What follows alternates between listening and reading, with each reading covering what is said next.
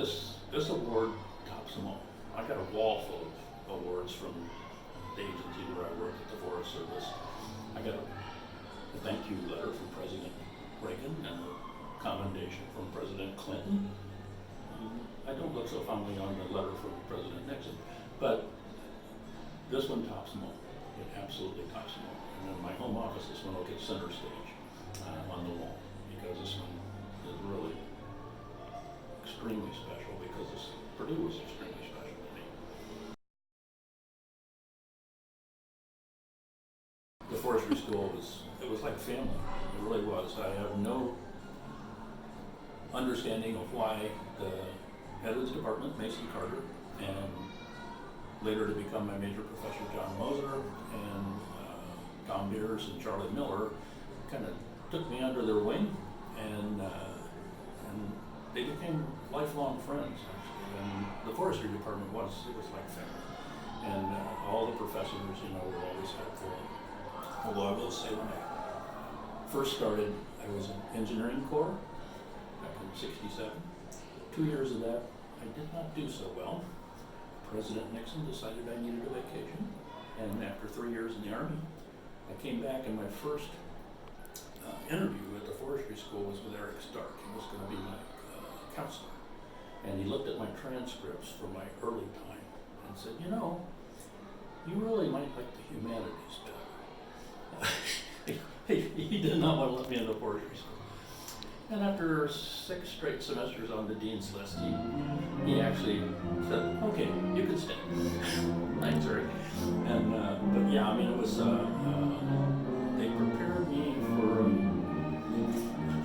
a professional career by being professionals themselves. This place is like heaven to me at Purdue, because I loved every minute of it. But when I was in the Army, I was stationed out in Monterey, California for a year, and me and my buddies there, we bought an old Peter station wagon, and we would go to Big Sur and Yosemite all the time. And I would read John Muir books. A farm kid from Indiana who goes into forestry, there's no trees up there. And so it was like, when I went out there and went into the forests in California, I said, this is really what I want to do. I want to go into natural resources. And that's why no more engineering. When I came back to Purdue, I went into natural resources and the forestry department, and I've never regretted it. It has been the most rewarding experience I can imagine.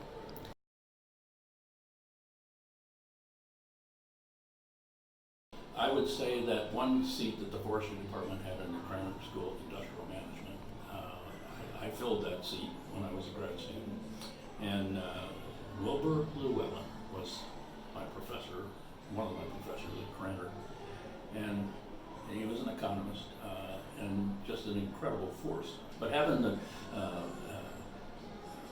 executives from General Motors coming in to talk to us, and all the things that you got at the Cranmer School was just amazing. And it did kind of take you out of your element and taught you, that there's a bigger world out there than forestry. And you had to be aware of that world. It had to be part of your fabric. It served me well, because that was stress management to the max going through Cranmer. And the other students that were in there was pretty amazing too. And just to be able to participate in that was just an incredible experience.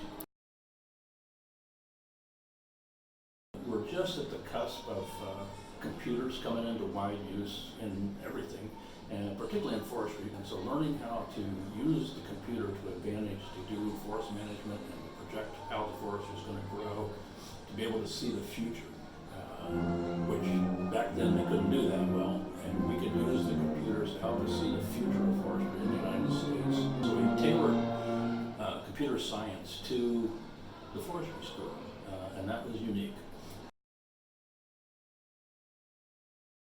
No matter where you're at, you need to learn to speak their language, not make them learn yours. And that was an important lesson. You're in a tough environment. There are no right answers to environmental sciences or natural resources.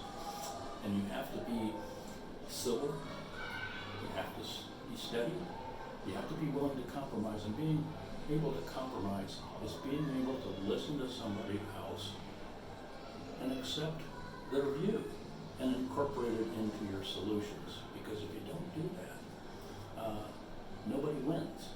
Everybody loses. You lose, the public loses, and the environment loses.